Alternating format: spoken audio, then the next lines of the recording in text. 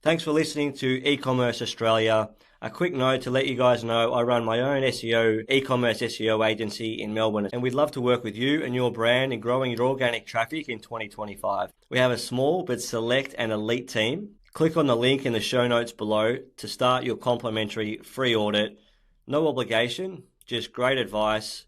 We'll give you a great overview and some directions for 2025 from a team who cares deeply about your success. Back to the show. There.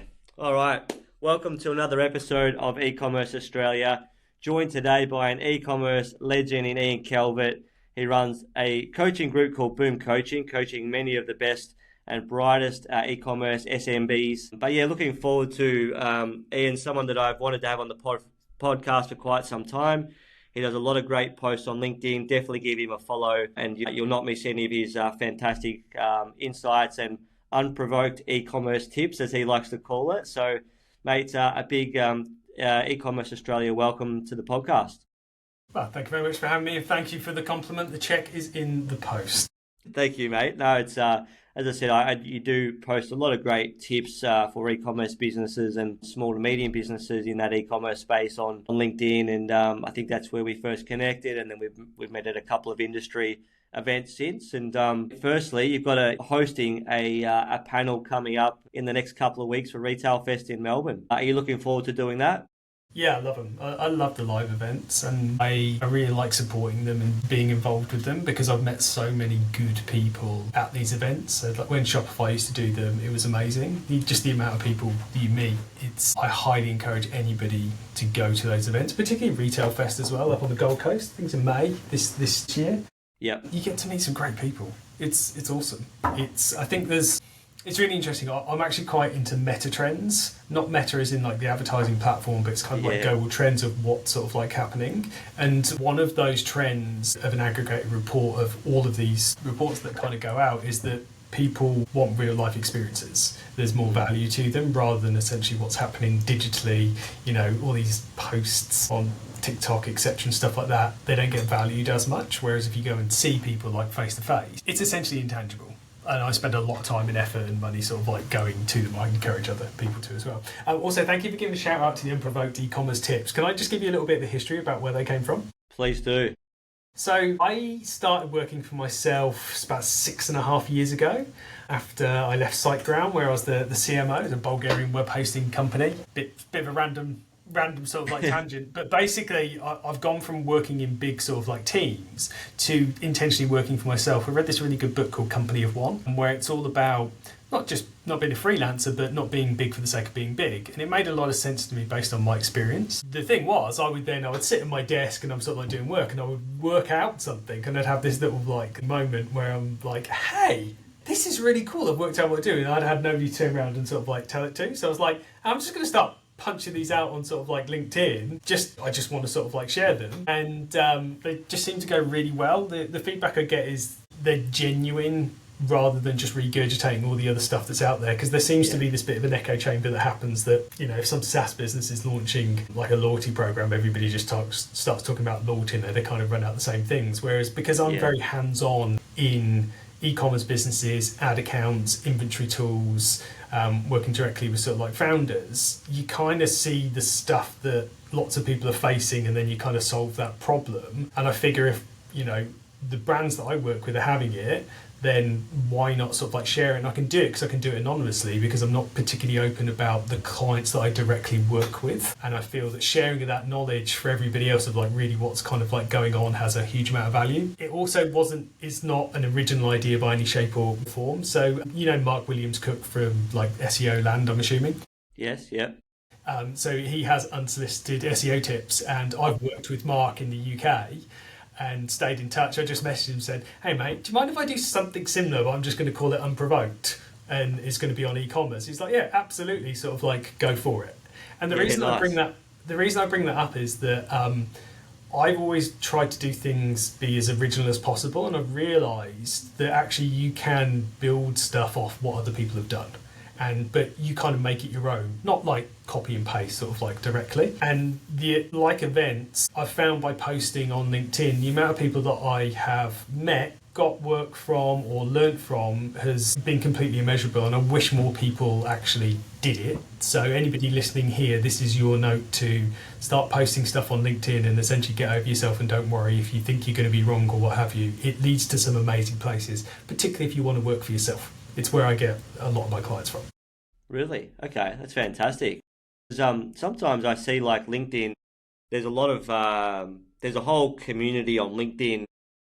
The whole e-commerce world is so much broader than just LinkedIn.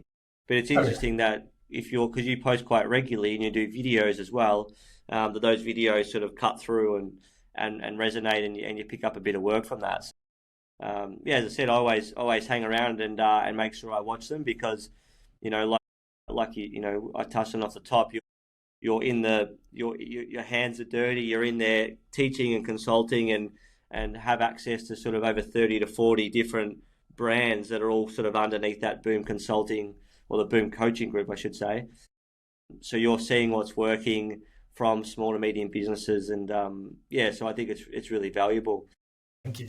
I just want to share another one where what I did on LinkedIn and the result for it to hope you prompt somebody else. I'm a big fan of Japan. I've been sort of like multiple times, and I went a couple of years ago, and I've met up with some Shopify agencies and stuff like that, and just kind of started learning about Japan a little bit more from just genuine fascination, to be honest.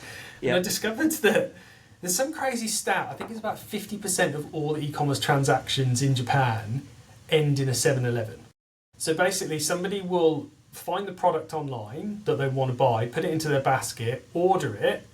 They then get a QR code and they go to 7-Eleven to finish the transaction, because credit cards aren't widely used in Japan because they're not trusted. Whereas 7-Elevens or convenies, that's all the different types of 7-Elevens, like is it Stop and Shop, or I can't remember the individual names, are very trusted, and it's everyday part of life. And I was like, that blew my mind. I was like, wow. And so I then posted about that, and somebody that I used to work with that was running a platform was running they're doing a payment platform, and they want to expand into Asia, and they wanted some insights, and I got this really amazing consulting gig sort of like from it, just directly from that individual sort of like post. Yeah, right. And I was like, oh, wow. It's because I think it's very easy to go, okay, I've got to do a post, and if 1,000 people don't like it and loads of people comment, I get all this reach, it's not worth doing. Whereas it actually is. You don't know. It's kind of like with networking, and I know that's a dirty word sort of like for people, but for me, networking is basically, it's just meeting people. And I think if you go into those conversations not expecting anything, or posting something and not expecting anything, you'll be amazed about the things that actually come from it. And if you are looking at working for yourself, it's such an easy way to do it. I get approached by a lot of people that will say, hey, I really want to work for myself and get sort of like going, what do I need to do? I'm like, just put yourself out there. Like, you just need to keep sort of like posting stuff or contact people that you've worked with before. You need like 3 to 4 clients, and then you're away. And it's as simple as that. And I used to be that person that was on the other side of it, where I couldn't imagine working for myself. But then when I started doing it, I realised that, this is actually quite sort of like doable. Yeah, exactly. Especially, it's probably never been easier or harder in some respects to work for yourself, but it's definitely out there. You've got to publish content regularly. To your point around the numbers and the metrics, like I get that question a lot, like what makes a good podcast, or people are interested to know the metrics and it's a hard one to explain, because I reckon the most boring podcast episode that I've published has got the most amount of comments and messages back saying how good it was. So if it's your content or whatever it is, like, as long as one person gets some value out of it, then I think it's worth it. And you just don't know where people are on their journey. It might be really simple for some people, but other people might not know that. So they're looking for content to help them find some answers that they might be too afraid to ask. And your unprovoked e-commerce tip comes up, and it's just what they need. But I didn't know that about Japan either. So there you go. Every day's a school day. There you go. Somebody fact checked me on the percentage, but it's definitely sort of like high. I'll find the post. Wow. Yeah, I didn't realise that at all. Mate, how's 2025 started for you in the land of e-commerce? What are some things that your coaching group are kind of going through at the moment that you could perhaps share with our audience? Geez, it's some interesting times. 2024 was hard. That was a hard year. That's the hardest year in e-commerce and retail that I've had in Australia, and I've been here like 13 years. Wow, okay. And because essentially everybody's up against a lot of headwinds, and that's kind of carried on. So the trends that I am seeing, and when I say trend, I like to look over a long period of time, so I'm going to include a bit of sort of last year, and essentially conversion rates down. So for me, there's some really key metrics I look at within any business. That's essentially what revenue is coming through, how many visitors are coming to the site, what the conversion rate is, the average order value, the gross margin and the net profit, and what they're spending on marketing. Conversion rate for me is a summary of everything that is happening for that business. So that can be website and all the usual CRO stuff that people sort of like talk about, but for me that's a tiny percentage of what affects it. Yeah. It's what's happening in the economy, it's what your competitors are doing, it's what pricing is happening. So for example, I work for a retailer in the UK, and we'd be looking at the conversion rate by category and individual products. And we noticed there was this massive drop in conversion rate on North Face jackets. And we're like, this is weird, these normally sell really well for us, this is really cool range, we can almost guarantee how much we're going to sell sort of like on each of them. We went through everything, it was like, is the website loading, did all that, all the, you know when people like get the checklist download for like CRO or something like that. You kind of went through and did sort of like all those bits and pieces, right? Yeah. But then I realised that one of our direct competitors had a massive sale on North Face jackets. They were like doing 30-40% off, which essentially was kind of like unheard of. And we're advertising in the same places, and so that's what then caused drop. That's not something that's within our control. If we were to drop our percentages like that, we essentially probably be losing money on those. Yeah. I also see when an economy is going slower, the conversion rates drop as well, because essentially it's like how confident people are. So for me, it's the hardest number sort of like to move, and that's what I'm seeing as a trend across a lot of businesses. There's always exceptions, don't get me wrong. There's one particular brand in the Boom Coaching Group that launches a lot of different products. They're going gangbusters. They're going really, really sort of like strong, fairly sort of like niche product. So I'd say that's the overall trend. The other thing that I am definitely seeing at the moment is in Google Ads, the cost per click year on year is wildly up. It's like there's one account that's like 48% up. We're trying to work out what it was. I thought that I was doing something wrong. I'm going through and checking everything of like, if I stuff something up here. Then I looked across all these other accounts and everybody is up at the moment. Now it's not necessarily, then that's only an issue if people's cost per conversions are going up and the ROAS is going down, because essentially it might mean you're paying more to get better quality sort of like traffic, but it is very noticeable. I would encourage everybody here to have a look at their cost per click year on year and just see what it's doing. Is that because Google are inflating the cost per clicks in terms of there's more competition? And what do you put that down to, or is it just brands are willing to spend a bit more to acquire that customer? It depends on our frame of what we're looking at, but I don't think it's black or white as in it's one or other thing. Yeah. The reality is that Google and Meta have a captive audience. By the way, I'm not seeing CPMs going up on Meta, it's just on Google. But on Google, it's a captive audience, right? We choose to use Google, as an advertising platform. So they don't until we don't, right? But I'm keen for any alternative. But it's a marketplace, so it's who you're bidding against, but they also control that pricing. And we're also moving away from a lot more sort of like manual bidding and those types of things. And so we're giving a lot more control over to Google that's meant to get us those better results. I suspect it's a combination of a couple of things in that they can set the price that they want. There's people are having to spend a lot more to get the same results. So that's then increasing drive because the conversion rates are going down. Because if you think about how all those numbers balance out, is that if your conversion rate's going down, then you have to get more traffic coming through to make the same amount of sales. So if you're increasing what you're spending, the marketplace that you're bidding within, the price is then going to go up. Plus, if Google's setting the price that they want to sort of like charge as sort of like a minimum, there's really nothing to stop them sort of like doing that. Yeah. What do we do about that? We have to diversify where we're getting traffic.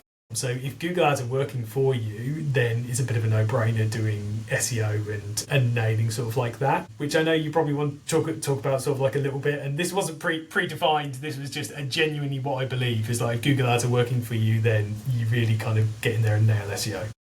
Yeah, well, it makes sense. I think the last statistic was 29.7% of Australians use ad blockers. So you've got that to contend with. So they're not going to see your ads. And I think we're really in the middle of a shift now between people starting to use ChatGPT as a search engine, even though it's not quite what it's for, but it is definitely a first touch point of information gathering or research. So, that starts to pull through a lot of different sources, but Google and Bing and the search engines and the rankings are obviously a big part of that at the moment, and you can't run ads on those sorts of things. So I think the interesting thing is that it's pulling in a lot of different media. So PR is working quite well to get yourself ranked on ChatGPT. YouTube videos are getting pulled through. Organic rankings, like collections pages and that, they're still being pulled through as well. So there's all different types of media, and I think that's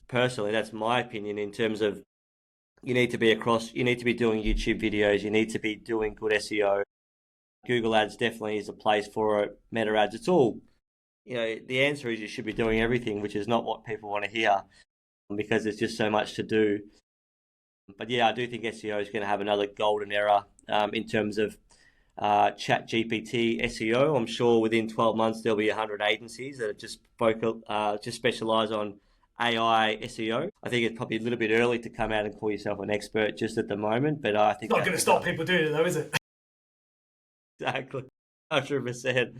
So yeah, So you want to hear first of all, there's a couple of things there. So first of all, I think being across lots of different channels, absolutely.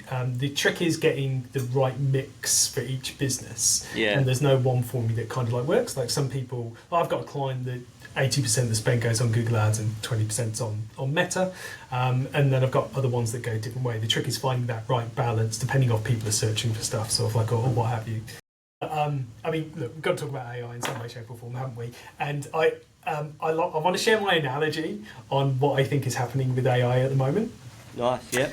So obviously we see lots of posts on, hey, this will do this and this will do this and this will do this. It's really interesting once you start digging into it and try and make something happen.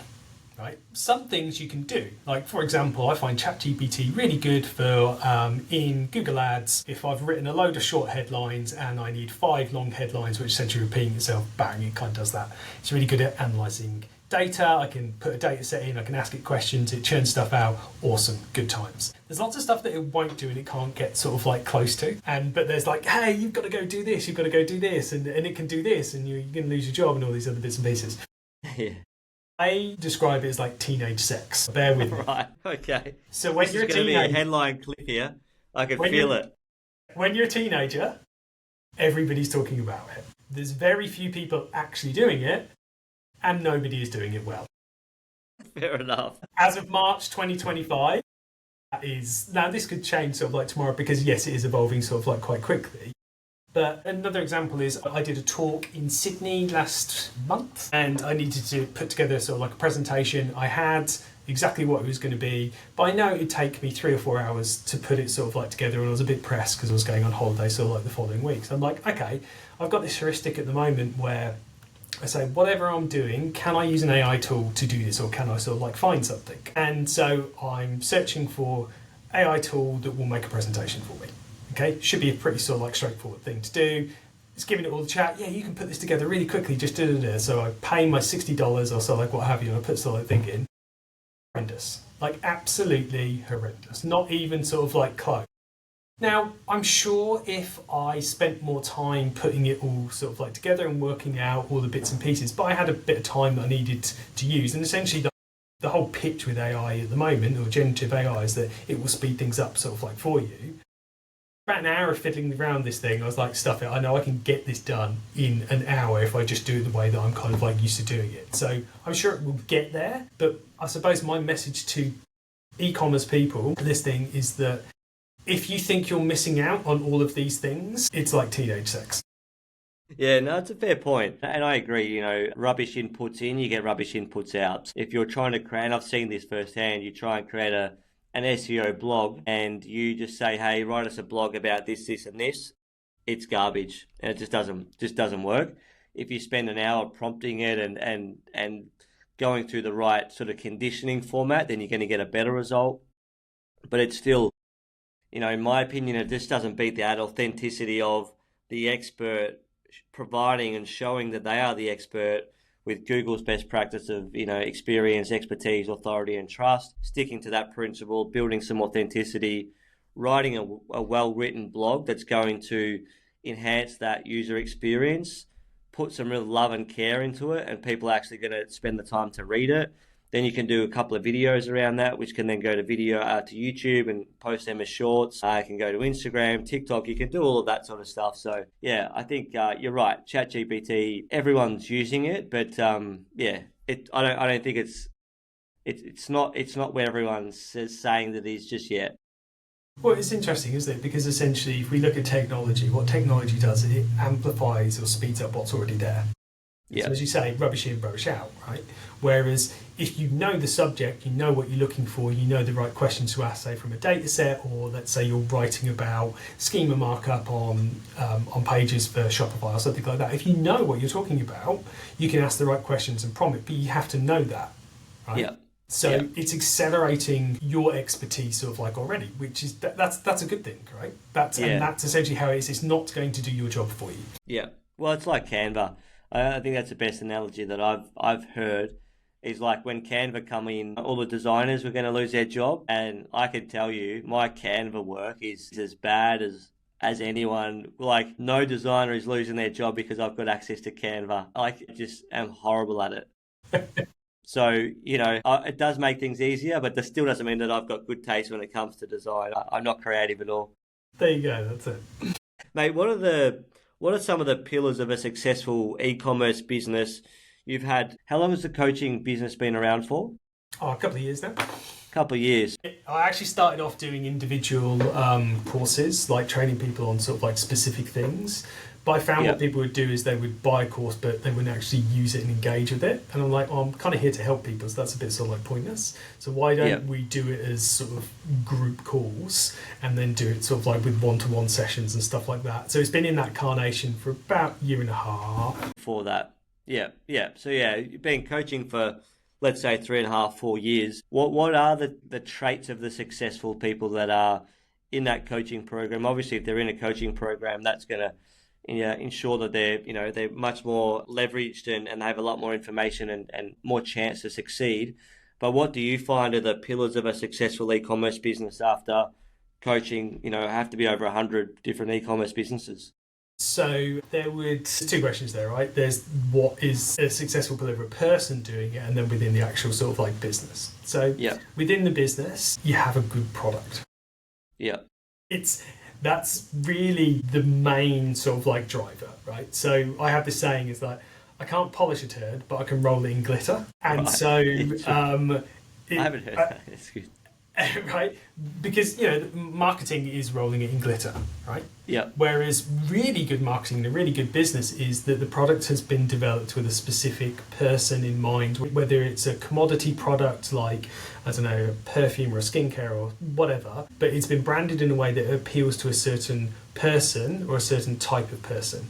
And it basically says, hey, this is for you and this solves whatever problem you have, whether it's a status problem, where it's a health problem, whether it's once you've got that, everything else becomes really, really easy. If you are struggling and you think it's because your Meta account is not structured in the right way or you haven't found the winning ad yet, I can almost guarantee you it's the product. Yeah. So product. The gross margin of that product as well. So for me, the definition of the gross margin is your revenue that comes in minus GST, being in Australia, and then minus your cost of goods.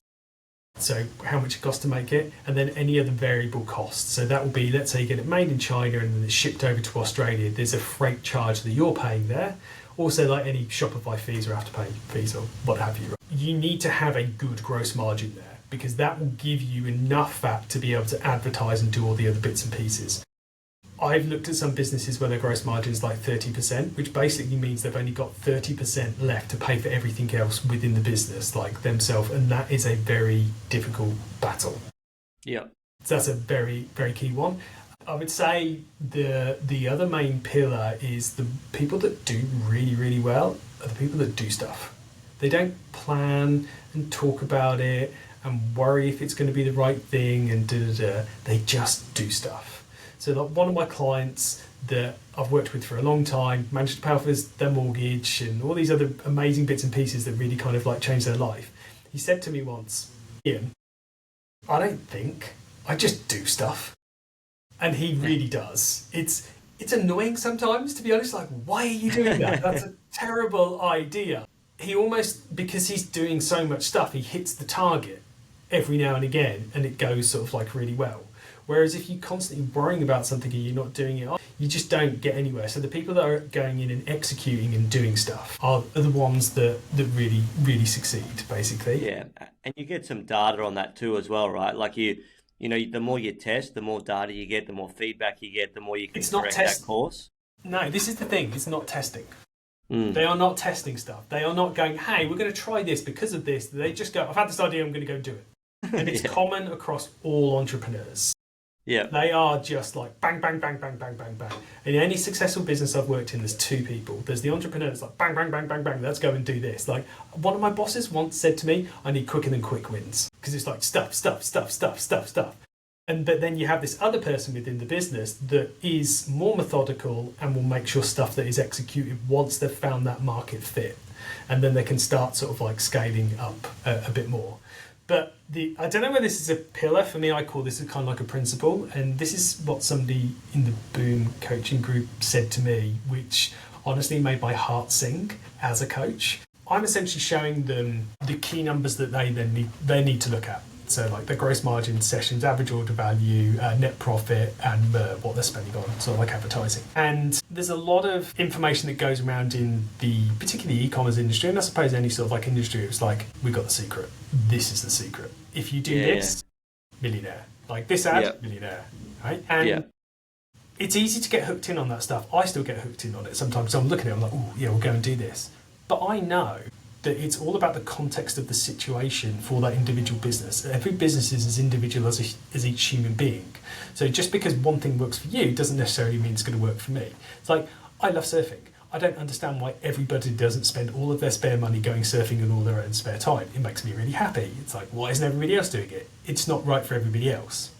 But what the person in the community said to me, we were sat down having dinner, and he said to me, I've realised the secret is, there is no secret. It's essentially, it's a set of numbers and it's knowing what to look at and when to take action on doing stuff. And it's boring, it's dull, but they're the people that are paying off their mortgages, growing their businesses when everybody else is sort of like going backwards. They get that. So it's having that there's no quick win mentality as a founder makes the world of difference. Yeah, it's a good point. And, you know, there's so many marketing promises. And what we've also got to understand is that there's a lot of different hooks so that people need to run to be able to get attention to then sell their stuff. So the hook, there's a real hook mentality of, you know, a wild promise or an over promise, and then it gets you to watch more of the ad, and then you jump on a call. And but I agree in terms of there's no magic, and so that's why I like SEO, because there's no tricks, there's no hacks to it. It takes time and you just got to do the work. And it's, you know, you can't just put money into a machine and get money out a week later like you can with perhaps Google and Meta at times. Yeah, you just got to do it. There's no way around doing the work. But no, I couldn't agree more. There's no magic formula or magic trick. There's just educating, learning. Time on legs is what we call it in a marathon or an endurance sport. And it's probably the same in an e-commerce business. Just spend time out there in market, trying stuff, testing stuff, and just doing it, and then revising what worked and what didn't, and go again. Exactly. Couldn't agree more. What do you think we'll be talking about in 2025, mate? At the end of 2025, let's put our crystal balls predictions there. We've obviously got, you know, maybe a prediction around Black Friday this year. You know, Jen, what do you think we'll be talking about at the end of 2025? I don't know if it's a prediction or this is definition of a prediction, because I'm personally not a fan of saying, hey, this is going to happen, like specific things, because there's so many factors that kind of come into play. It's more about being prepared for what could happen. So for me, it's all about how you position yourself, where you position yourself with stock, with your team, with spend, building up cash sort of like positions, so that if something unexpected happens, you're still in business and you can still sort of like keep going. What I would say as far as what I hope to happen, I acknowledge I am very optimistically biased. I always think things are going to go sort of like really, really well. I think after having a very sort of like tough period for retail where lots of homeowners have got a lot less money to spend, people's rents are going up, wages aren't going up, and there is a lot of talk about the cost of living crisis, and people are getting hit with it. That for me is why conversion rates have been going down. With the interest rate drop that's happened, and hopefully more that are sort of like coming, I think within Australia we'll start to see it really starting to lift. I like it. I think the people that will win are the ones that are not just selling online, because essentially the Google and Meta mafia that you have to pay to get that traffic to, as we've been talking about, the costs are going up on Google at the moment, it's going to happen sort of like with Meta at some point, are the ones that are going to win, because you also get that personal experience. Like you think about when e-commerce first came about, it's like it'll be the end of the high street. High streets will not exist sort of like anymore. And then COVID happened, everybody's buying sort of like stuff online, everybody's like, oh, it's just going to keep going this way, it's going to keep going. And we all saw that that didn't happen, because human beings like going places and having some type of experience. So I think having the mix of online, some type of store presence or wholesale or sort of like what it is, will help other people ride things out. I think there are some very big challenges to retailers from direct from China sellers like Shein and Temu. It is a big challenge, because I would be amazed if anybody listening that's running an e-commerce business is not seeing Temu ads for products related sort of like to them and the price that they're going for. They're essentially doing it, they're trying to build up market share by doing it very sort of like cheaply. And I find it fascinating, because I look at those things and I see the way it's working. I'm like, that is just going to be absolute terrible. Things sort of like buying from brands. I'm a real sucker for a story. I like buying, understanding sort of like where it's come from. That really drives me. Yeah. But there's some really smart people that I know and close friends. They buy stuff off Temu, and I sort of like asking them. This is a post that I did on LinkedIn. I was like, hey, if you bought something, why did you buy it? And the people that reply, I'm like, wow, okay, I didn't think that's something that you would go and do, because I thought you would know that those things sort of like. That is definitely a challenge that smaller independent retailers are going to have to get around. I hope that the build up to the end of the year will be bigger than previous years. I do think we're probably losing quite a lot of retailers at the moment because of the pressures that have kind of like happened. That's as much as I kind of care to sort of like speculate about that I kind of see like trend-wise sort of happening. Yeah, interesting. Yeah, I think you're right with you know, I mean, Temu's obviously not going to go away anytime soon, but that also is why we need to spend more time on authentic content and articles, because as you say, people buy into a story, they understand, and if they've got a physical presence as well, so if they're omni-channel and they've got a bricks and mortar store or a pop-up event, or they're somewhere where people can touch and feel the product as well, that helps. Temu can't do that. So there are ways around it. You just got to get a little bit clever. But I think the more you can lean into your founder story, the more you can lean into your authenticity, your reasons why you started the business, why your product's different. Yeah, just explain as many touch points as you can online. That's going to help you fight against Temu. You know, people might buy the Temu product and chuck it away because it's no good. So you got to kind of keep trying to fight the good fight. You're never going to beat them on price. So I wouldn't try and ever compete with that. You just wouldn't be able to. And I think maybe this year's Black Friday, less and less people get involved in Black Friday. That would be my wish. I'd love to see that. I think it's an interesting subject, right? Because I think most people's default is that we should do it. My approach is justify doing it. Yeah. Because it's very easy to get carried away. I made a bit of a parody video a couple of years ago with a friend called Jason Andrew. Other people might know from LinkedIn. Yeah, I know Jason. Yeah, I follow his stuff. He's awesome. So we worked together on some clients, I used to. And we basically made this video about like this jokey sort of what to do for Black Friday. It's like, okay, cool. So we need to do 50% off because everybody else is doing 50% off. And we're probably going to need to spend about 50% of our revenue on marketing as well. So essentially it's a loss, right? Yeah. But it's like, that's what we've got to do because everybody else is doing it, and blah, blah, blah, we've got to go. And like, people don't actually logically think through it. And they go, okay, so why are we doing this? Are we clearing some stock that we've purchased before that hasn't sort of like shifted, and that's how we can do the low prices? Are we trying to build up like a customer base, so we're happy to make a loss on that first sale, but we know the lifetime value is sort of like a lot higher? Does it align with the brand that, you know, us doing these sort of like types of discounts and feeding into consumerism sort of like even more? Is it you more ethically sort of like based brand? Because there's plenty of other ways of sort of like doing it. There's a brand within the Boom Coaching community actually that doesn't do Black Friday, but what they do is they, for each sale, they give a donation to a women's shelter. Okay. And because good. A, they're good human beings, but B, also targets the type of person that they want to go after. So there's different ways of doing it. So yeah, I'm with you, but I hope the shift is that not expecting to do it, but actually just saying, should we do it? Does it match sort of like what we're doing? But it's definitely not going away, I'll tell you that much.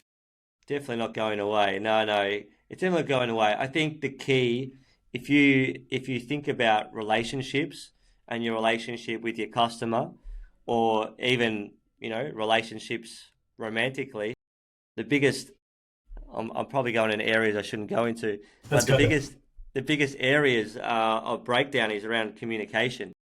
So I think Black Friday for me, look, if you have to discount, you have to discount. If you have to clear stock, you have to clear stock. I get it. If possible, people have a wallet to spend over that November and December period.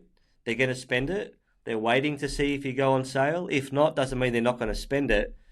They're just waiting to see what the best offers are. So if you can actually clearly communicate, hey, we're not going on, we're not partaking in Black Friday. You know, we're a sustainable brand, or sustainability is important to us, and we want to kind of, you know, push that message by not sort of falling into that buying stuff you don't need because it's on price, a certain price. I think if you could communicate that clearly, people will still buy through that period.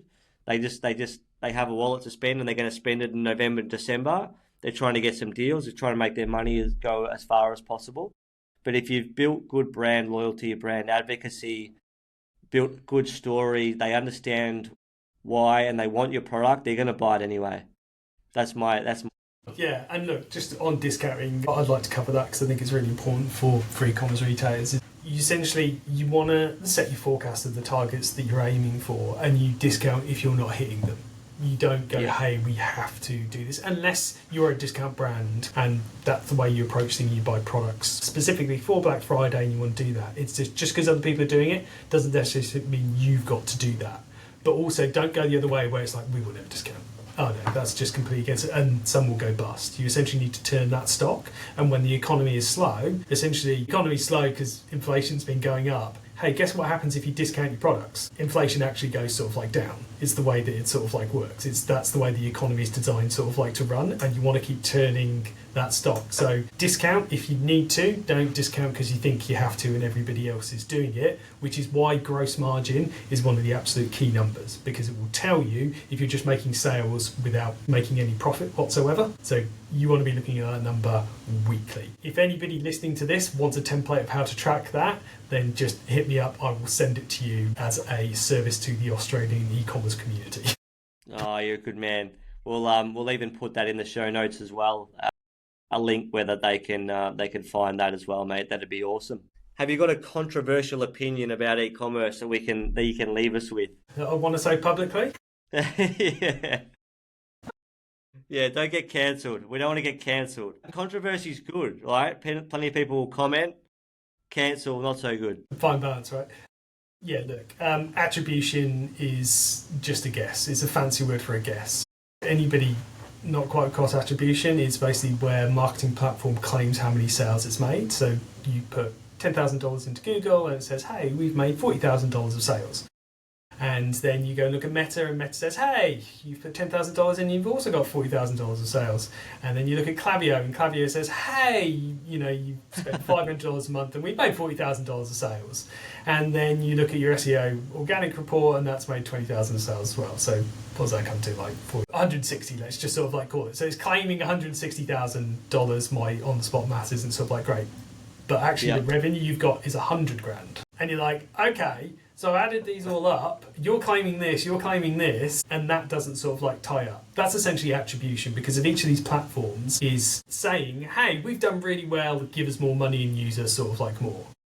Whereas, so attribution is just a guess. It's a fancy word for a guess. And all the different attribution models, first click, last click, data driven, all these other bits and pieces, is just a different way of slicing and dicing it. And you can slice and dice it whichever way you want to tell whatever story you want. What matters is money in and money out. And I highly encourage everybody to just look at that. And that's why one of the other numbers that I look at is MER, which is the percentage of your net revenue that you're spending on marketing. If that goes up, your revenue should go up. If it has not gone up over a certain period of time, I'm not talking a day or two here, it's like tends to be the buying cycle. So let's say it's 2 weeks for buying like a suitcase or something like that. If it hasn't gone up over a month, then it's essentially getting wasted. So if you're measuring the money in and the money out, that will tell you exactly what's happening in your business. If you fully trust those Google and Meta reports and the attribution or any of these other sort of like systems, you are going to have a bad time. Yes. No, I like that. That's a brilliant take, and I agree. And even with now brand people searching for Chat GPT and then finding your brand on Chat GPT, there's no way to measure how many of those found it on Chat GPT. So you're right to take a bigger lens to your marketing and understand that. I've got a lot of clients that they say, oh, we ask where so and so got our product from, and they weren't sure or whatever, and it's like, yeah, because they don't know. They've probably been hit up for 8 different they've probably seen a billboard, and then they seen an ad, and then it was a TikTok organic content. Then they researched a frequently asked question, and they've come across your website there, and so there's so many different touch points that the consumer doesn't even know, so it's impossible for them to tell you as well. Yeah, because it's very blended, right? And so when was this? This would be about 8 years ago. I did a really deep dive on it because I really wanted to work it out. I'm very analytical. I love a good spreadsheet, and so I want a number to tell me something. And I was going to Google's head office in Geneva, and do like my name drop there when I was hiking through Europe. Yeah. But we were going for an attribution session. Business I worked for at the time, spending lots with Google. And it was like, hey, we're going to do this attribution session as a business. And they brought in somebody external, right, who was an analytics specialist. So like the lens is, hey, this isn't Google telling you sort of like how it works. This is this outside expert. So it's a third party that's telling you. And we go through this, and there's all these measurements here, and we've got these models here, and we're going to And essentially, it's sort of, you get to the bit where you're like, I'm fairly smart. I do sort of like all right, and it confused me, and I've been in the industry sort of like this doesn't add up. I was traveling a lot of the time, and I said to the guy sort of like running it, I was like, so I'm in the market for a new suitcase. And when we came into the airport this morning, I looked out the window, and burnt into the side of the runway, or like the grass sort of like next to it, was a Victronox logo for the suitcases. I remember seeing that and thinking, that's pretty cool. I kind of remember that. And I ended up buying one of those suitcases. So my question to him was, how do you attribute that? I've seen ads. I've gone on the website. I've searched for it. That's sort of like cost money. I've remembered it. That has made an impression on me.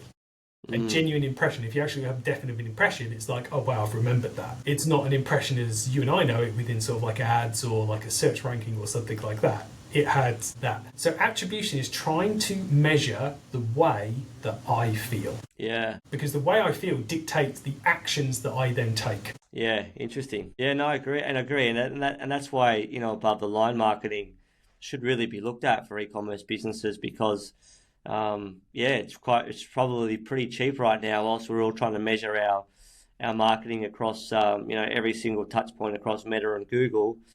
TVC, radio, billboards, sponsorships, it all works. It all gets in front of people. It's just trying to get the cheapest amount of impressions. Recall was super important, so I think that is right around that marketing efficiency ratio or the marketing effectiveness ratio. Is just being able to measure with a wider lens, money in versus money out. What's your controversial opinion? Controversial opinion. I don't understand why brands are so addicted to Meta and Google ads. Now, I understand you can scale up and scale down quicker. But once you can start checking out on those platforms, which is coming, they're going to charge even more. Yeah, I think I'm an SEO guy, so I'm gonna always. But I think SEO is still undervalued and underutilized.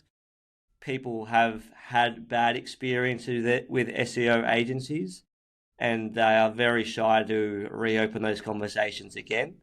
But when they do, they're pleasantly surprised if they come to the right agency. And obviously giving myself a plug, but there's some good specialist SEO agencies out there. So there's no ad spend, there's no additional ad spend, it's good content, good quality. So that's my controversial opinion. SEO will have another golden run in 2025. Fair enough. Do you not agree? I think there's a lot of nuance to that.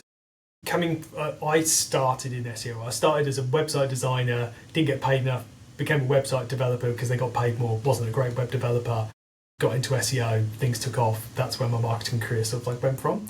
I genuinely remember having this thought. I thought every single person needed SEO because that was my world and it was so important to me. And it's like me with surfing. It's like, why doesn't everybody want to go surfing? It's the best sort of like thing ever, right? Yeah. I remember thinking, my mum's village history group needs SEO. Yeah, okay. They do. Okay, so let's talk through. But let's give this an example. I lived in a village called West Haddon that had a population of like 2,000 people, right? So the amount of people that would be interested in sort of like the history, a lot less. So the actual search volume for that is nominal. So the cost of sort of like doing it doesn't sort of like help. And the way I used to explain this is dog treadmills. So had this brand come to me when I worked at an agency in Brisbane, and they were like, right, we've got the $1 million idea. Off we go. I'm like, okay, cool, what is it? It's like, I'm going to sell dog treadmills. I'm like, okay. And they start chatting, it's like, but actually it's more specialist. We're just going to sell the replacement bit for the dog treadmill because they run out. Okay. I'm like, okay. So get up Google AdWords Planner and how many searches for dog treadmills a month are there? At the time, there were 10. And I'm like, okay, so we get you in number one position, and so you're going to get 30% of that traffic. So that's going to be your 3 visitors a month. You're probably going to convert at 2%, so you're going to make a sale about every 5 years. Yeah. So therefore, that doesn't help. And it does come back to having a good product, as I was saying at the start, but I think this just illustrates it really well. Whereas Meta, if you're running ads on Meta, because you can't really post your way or get viral sort of like videos consistently, you are putting in front of somebody that's interested in dogs, hey, you don't like walking your dog, but you know you've got to walk the dog, here's a solution to that problem. It becomes very compelling. And because Meta has the world's attention, running ads on it and running good ads works really well. Making them profitable is another thing. So, and also they can turn it on and turn it off, and they see their ads, and you know, we all know about the SEO keywords, right? Like rank for the term that sort of like they want. So what I tend to find is that it tends to be the more mature brands that understand online marketing and what works for them, that SEO appeals to them. So it's actually one of the last things that I would do with a client, because essentially we have to get them to positive cash flow as quickly as possible. And so that means getting to a certain size. And then if Google ads are working, then it's kind of working on sort of like the SEO side of things. So, and it comes back to what we were talking before about, it's like having the right mix of sort of like all of those different bits and pieces, basically. Yeah, I agree. The best campaigns that we've run, they're doing other things.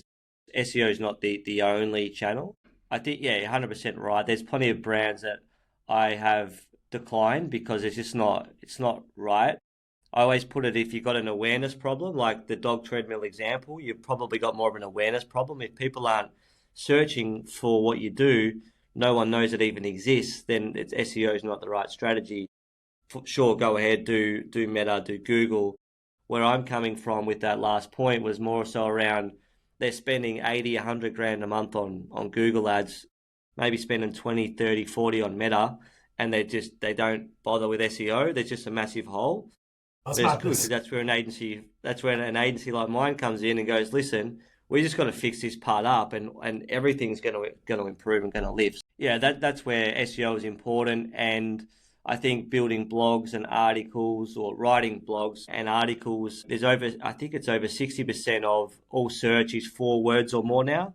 So that really picks up it expands your keyword pool as well. So that's why blogs and articles and content's really important as well, because those lower volume keyword or key phrases actually convert much higher because there's much more intent to them, but you wouldn't put a whole strategy around those keywords. So yeah, look, it's interesting. I think it all works together beautifully. The answer is you should be doing it all. And when budgets are, finite, as most people have finite budgets, then that's where you've got to decide what's right for you. And that's where a reputable agency or a coach like yourself can actually come in and talk about what is the strategy, when should we be doing this, when should we be doing that, because it's all about timing and ensuring the right strategy is in place for the right time of your business. So I agree with you. Beautiful. Mate, yeah, look, thank you so much for giving us some of your time. Great to have you on the podcast finally. Yeah, connect with Iain on LinkedIn. Mate, are you opening up for new coaching clients at the moment? I know you're pretty stacked and pretty locked and loaded, but is there opportunity to work with you? Yeah, absolutely. We don't accept everybody. We only accept the people that know we can help. So we'll be pretty sort of like straightforward. We'll look at your numbers and say, hey, you've got an opportunity to go somewhere or not. But yes, the only other thing I'd say is it's Iain with 2 I's. It confuses people. Get called Lane on a daily basis, so it's IA. The good joke is that I'm dyslexic, so I spell people's names wrong sort of like all the time. Oh, very good, mate. Well, yeah, appreciate you sharing your insights and looking forward to seeing you host the Panel and Retail Fest in a couple of weeks' time. And thanks for having me on the pod. Beautiful. Thank you, mate.